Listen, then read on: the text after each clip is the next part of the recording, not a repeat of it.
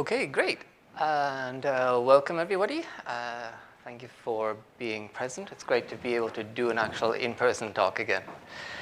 So today I'm going to be talking about AI risk assessment, and this is really coming out of some work that we've been doing together with Trilateral Research last year, and we published a report earlier this year on this topic. So the driving motivation behind doing some work on this is really the observation that we are seeing the regulation and policy landscape around AI focusing in on the idea of risk-based approaches to regulating this space, very much with the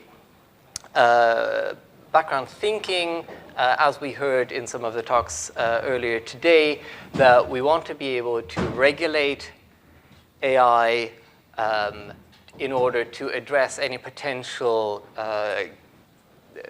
problems that it might raise without restricting innovation, without restricting growth in this space too much. So the answer to that is to say we will impose regulatory compliance requirements as a function of the extent to which these systems actually pose a potential risk to society in one way or another.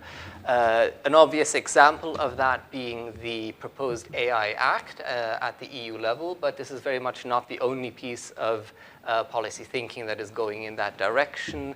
So what you're seeing here is we decided to flip it upside down, the pyramid that you saw earlier today, to highlight the fact that the no-risk or non-high-risk kind of systems should be the majority, the grand majority of systems.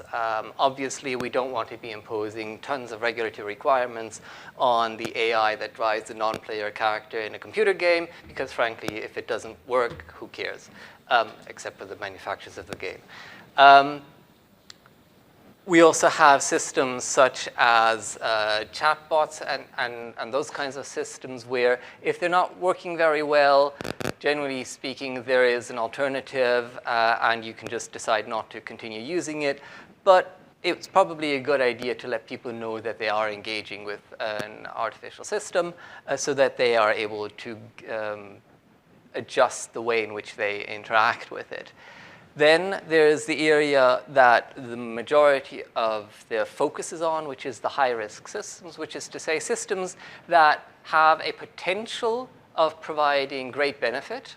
However, because of the domain in which they're being used, if they do not perform in the way that they should, there's also a potential for risk that would have significant consequences. And as such, we should not be prohibiting the use of them, but we should be putting in place guardrails and safeguards around how we use them. And so this is really what the AI Act, but also other regulatory thinking, is primarily focusing on, is these high-risk kind of systems. And then, of course, there's the unacceptable risk kind of systems, there's systems that where it's basically an assessment that this is a domain in which we shouldn't be automating. Maybe we shouldn't be doing anything in this domain at all, or if we are, it should be something where there is always direct human accountability due to humans being directly involved in this space.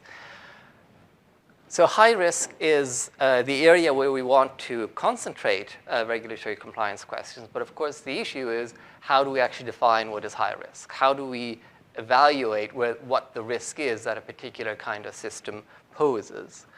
So in the AI Act, the approach has been, on the one hand, to say AI systems that are a safety component effectively within any kind of system that already required other kinds of compliance, had compliance requirements on it. Effectively, what you can think of in this category one is doing it by AI does not exempt you from the existing compliance requirements.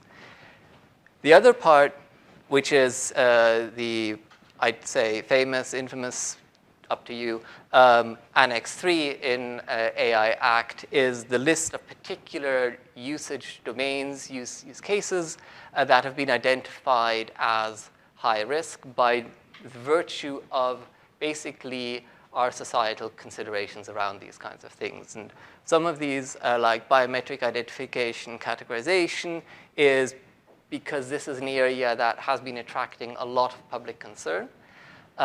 There's also a strong connection to privacy legislation, privacy concerns such as GDPR. Management and operation of critical infrastructure, the critical part there basically already gives the game away. However, as we've seen in discussions at the moment, what exactly gets classified as critical infrastructure is also a bit still open to debate, with the council more recently having suggested that digital infrastructure is critical infrastructure, which the Commission originally didn't put in there. Education and vocational training, because this is a building step in order to open up future possibilities for citizens. Employment, worker management, because this is how we make sure that citizens have chances in life. Access to enjoyment of essential private services, similar kind of thinking, essential private services. If you don't have access to this, and so this is where things like the credit scoring come in. If you don't have access to financial credit, then that will block you from being able to do other things.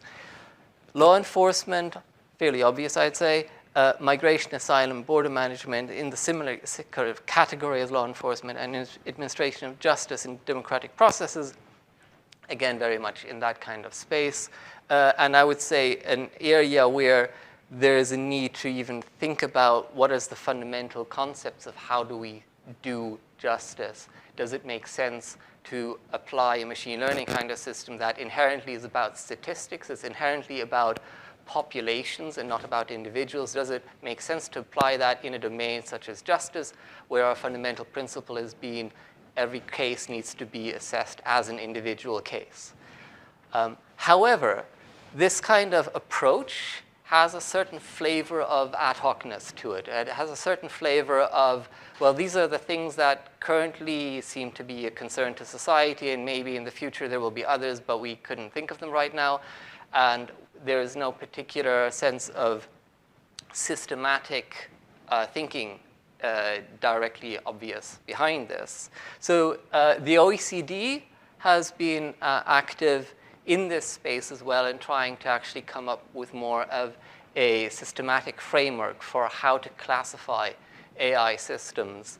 Not necessarily classify them as according to risk, but classify them according to how they are impacting on things, and that then can be connected to risk.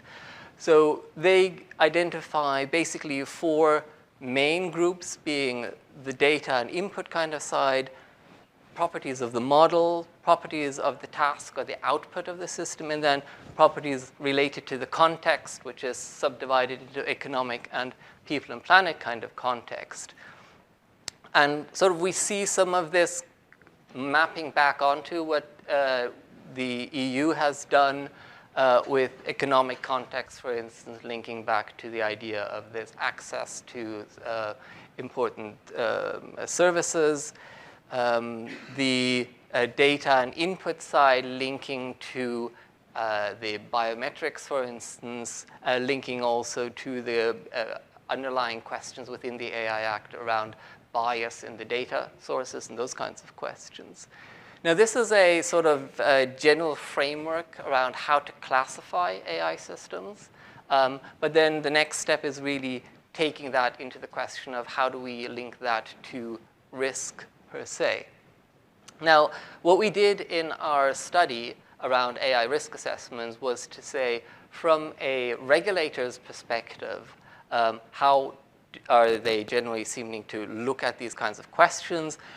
We scanned through which kind of national or regional bodies have been publishing some work in this space, EU, US, Canada, et cetera. We also looked at international bodies, such as the work that the Council of Europe is doing around a fundamental framework for democracy and fundamental rights in relation to AI, but also the Global Partnership on AI, GPI, OECD, et cetera. We looked at the standards that are being developed. So IEEE started work around ethics in AI system standardization at the end of 2016. ISO IEC started work in this space in 2018. NIST in the US is active in this space. And more recently, last year at the EU level, CEN and CENELEC, the European standards bodies, created a new technical committee on AI, really focused on the questions about what kind of standards are going to be necessary for the AI Act. So looking at what has been coming out and is currently in the process in that domain, also what are some of the sort of high-level industry approaches, especially in the risk management kind of space, and then sort of some of the more prominent pieces of publications in academia and civil society. And reviewing those, we distilled some sort of key policy trends and leading practices. And one sort of probably not very surprising policy trend is that a lot of the risk thinking is linked to the risk of violating some of the AI principles being the domain that a lot of the policy space was focused on until end of 2019, I'd say. From our point of view, at least, a positive element to this is that there is wide agreement on these AI principles. Pretty much all countries include questions about privacy, questions about human agency, questions about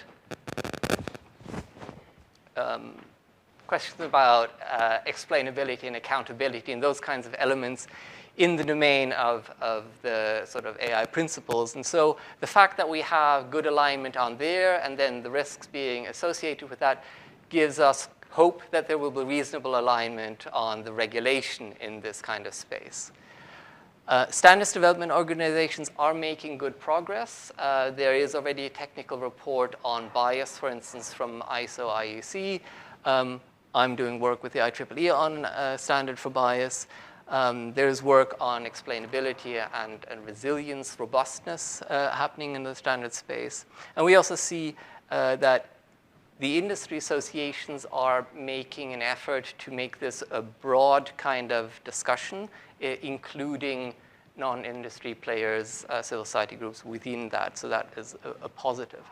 Now, as far as leading practice is concerned, the first observation is a tendency to say, if we're doing a risk-based approach, we need to have at least 3 levels. We can't just do a binary of high risk, not high risk. There is a need for at least one intermediate, probably going up to something like 5. You don't want to go beyond 5 because then it becomes too difficult to do the assessment, the risk assessment.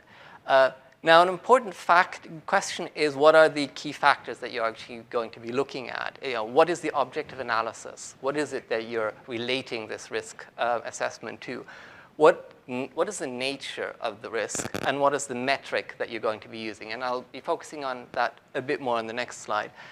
And then there's a sort of emphasis on risk management systems. It's really that next step. You can say this particular use case is high risk due to the way in which it has implications on people. But then when you come to decide whether this particular AI system should be acceptable, you take into account what kind of risk management mitigation methodologies are actually being used in this kind of space. So risk management systems play an important role. It's also an area where there is very active work in the standardization space. Trustworthiness is an important kind of reference point on this, relating to lawfulness and bias questions, relating to ongoing monitoring. Basically, the recognition that it will be impossible to identify all risks a priori. We need to also just be monitoring how things are developing. And obviously, reliability is an important element, focusing on the technical side effectively. Is the system performing, and can you trust its continuous performance as the input space might change? Accountability, how is the organization actually relating to the use of this? And then transparency is really, how does the end user, the impacted party, understand the relationship with with the AI system. So when it comes to the kind of the risk assessment factors, we have the three main kind of dimensions: the nature of the risk, the objective analysis, and the metrics of severity. On the objective analysis, first of all, there is a need to clarify whether you are doing the assessment on the basis of purely the AI component or on the basis of the whole system that the AI is contributing to. Think, for instance, in the case of an autonomous vehicle, are we going to be assessing the vehicle as a complete system, or are we assessing the AI that controls the brakes separately from the AI that controls the steering, separately from the AI that controls the onboard media, the entertainment system? On the nature of the risks, there is a differentiation, and there's a need to clarify whether or not we're talking about ethical risks, technical performance risks, where the obligation to resolve them lies much more with the data science, governance kind of risks,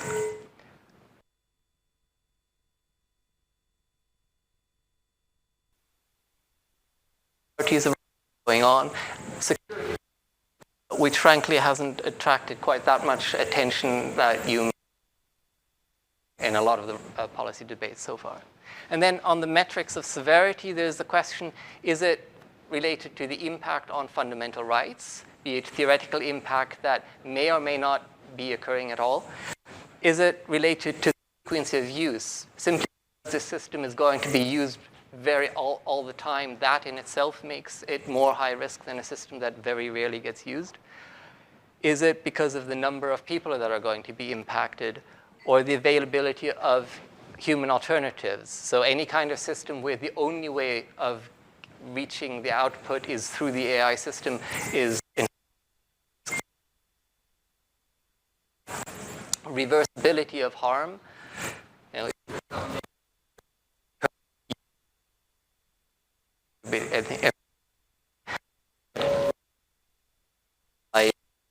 Existing laws provide mitigation methods. So these are sort of the key dimensions, and the colors on this diagram are just supposed to give a sense that in a hypothetical kind of case, you may very well find that something is high risk from an ethical impact on fundamental rights, but not at all a high risk from a technical dimension or from a dimension related to how many people are being impacted. So there isn't really a single value as such. There is a need to dig a bit deeper into which part of this space are you actually playing in. And then there is, of course, from the policy, from the regulatory perspective, the question, which of these is considered to be the most important from the way in which you are operating. And that basically is my story. And you can find further details around the survey that we did in our report. And I'll be happy to share that with you if you email me. Thank you very much.